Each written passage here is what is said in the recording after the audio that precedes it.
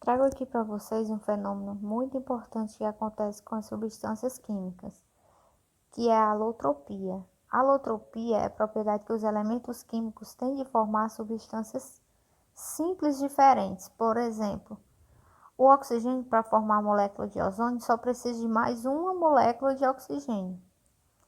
Portanto, o ozônio e o oxigênio são alótropos, porque a mesma substância forma substâncias diferentes.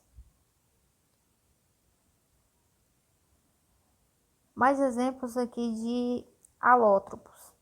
Por exemplo, o carbono grafite e o carbono diamante são feitos do mesmo elemento, porém, têm rearranjo de moléculas diferentes. Percebam a diferença do arranjo da molécula do carbono grafite, que é o mais mole, para o carbono diamante, que é bem mais organizado e mais duro, um dos materiais mais duros existentes.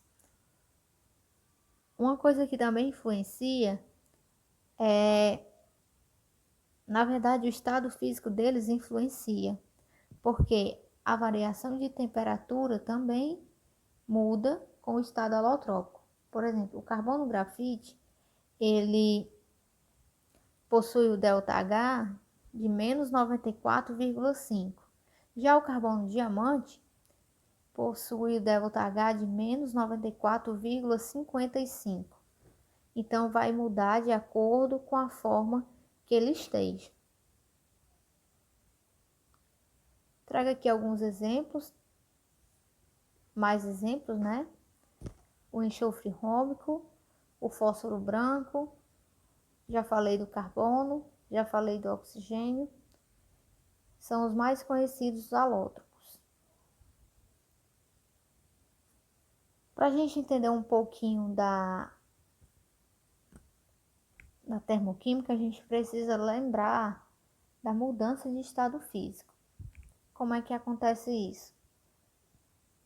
Para passar do estado sólido para o estado líquido, o gelo ele precisa absorver calor para ele conseguir derreter, certo?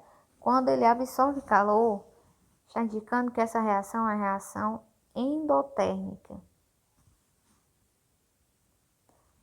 A água, para passar do estado líquido para o estado gasoso, ela deve ser aquecida. Quando ela se aquece, ela absorve muito calor para que ela possa passar de um estado para o outro. Sendo assim, também uma reação endotérmica, onde há a ocorrência de absorção de calor.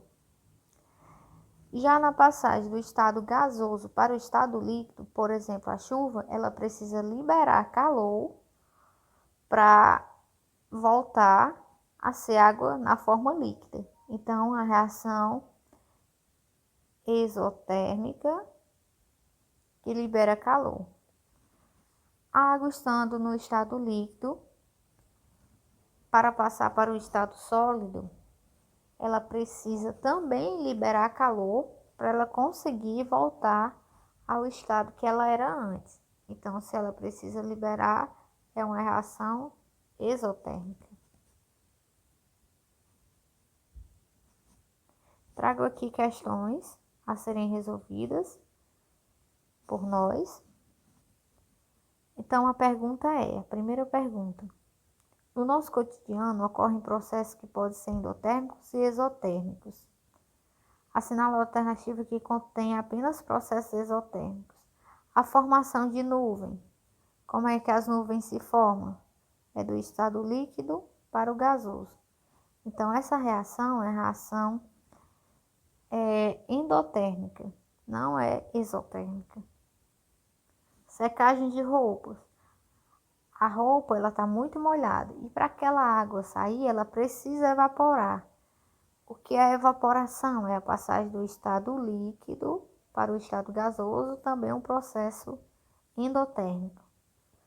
A queima do carvão. Sempre que houver a palavra queima ou combustão, a reação é exotérmica.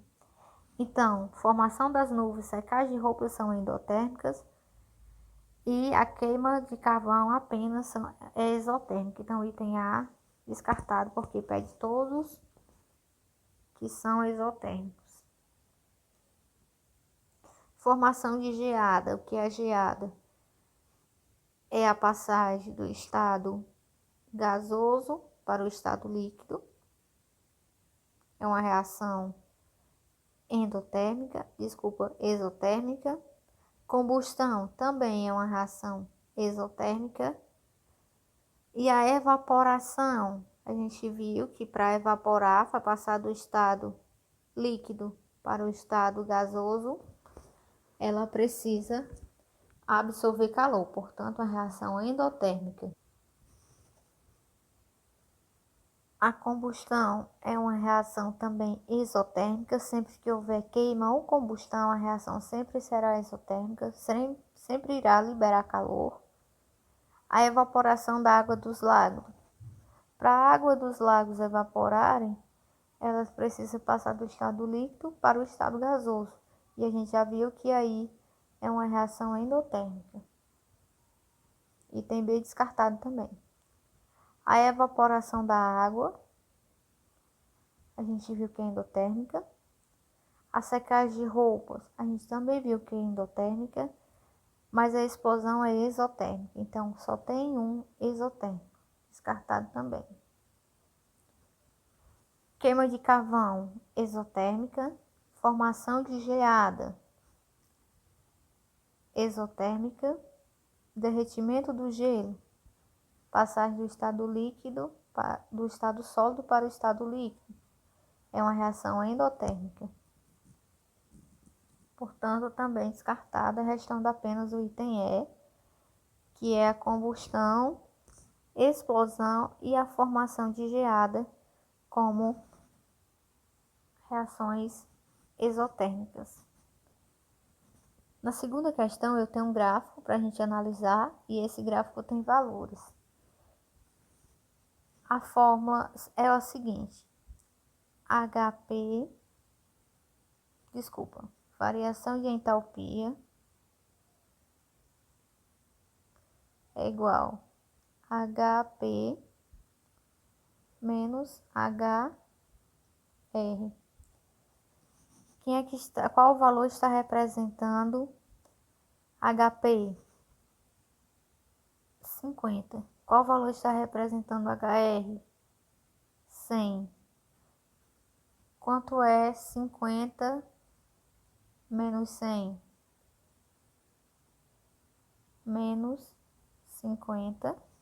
Portanto, ΔH deu menor do que zero. Reação exotérmica, de acordo com o gráfico. Aqui são algumas entalpias que a gente pode estudar, mas vamos dar ênfase apenas na entalpia de formação, na entalpia de combustão, na entalpia de ligação, caso dê tempo. Obrigada. Peço que vocês leiam a nota de aula, leiam o livro didático, respondam a atividade. Até mais.